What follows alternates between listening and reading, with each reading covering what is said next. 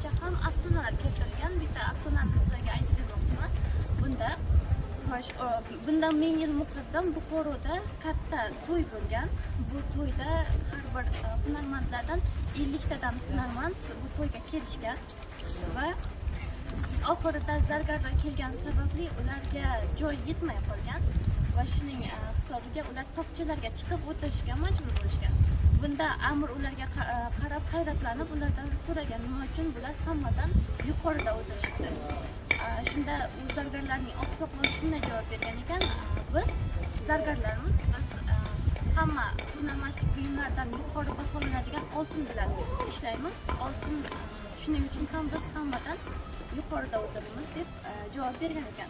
Bu javob albatta amirga ma'qul bo'libdi va ular uchun shunday katta alohida zargarlik bilan shug'ullanadigan savdo majmuasini, savdo nimasini qurishga buyruq bergan ekan.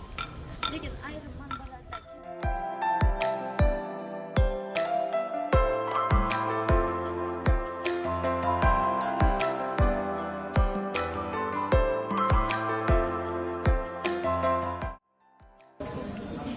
g'arbiy, sharqiy, shimoliy, janubiy va bu yerning maydoni umumiy maydon.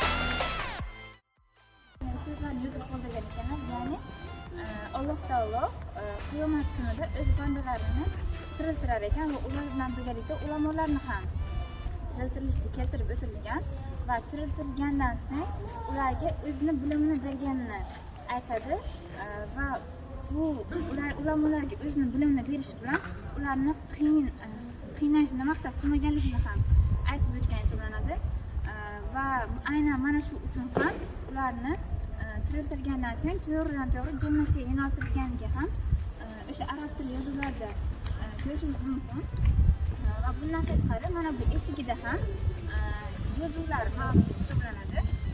Ya'ni bu mana rasmni ham ko'radigan bo'lsak, bu eshigida ya'ni arab tilida yozilgan, ya'ni har bir ilm olish har bir muslim va musulmonning uchun farz degan so'zlarni ham yozib o'tgan, ya'ni bu me'mor tomonidan amalga oshirilgan.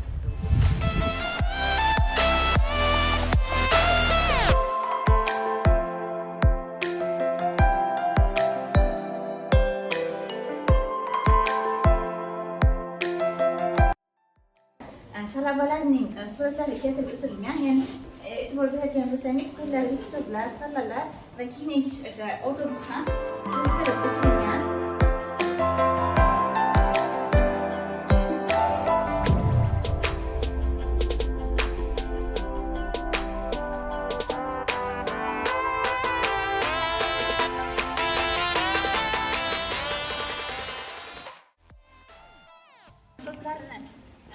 Qo'yib, turistlarga xizmat ko'rsatishni boshlashganlar, xudo-xohlasa rekonstruksiya ishlari amalga oshirilgandan so'ng bu yerda barchasi demak savdo majmuasi sifatida faoliyatini yurita boshlaydi.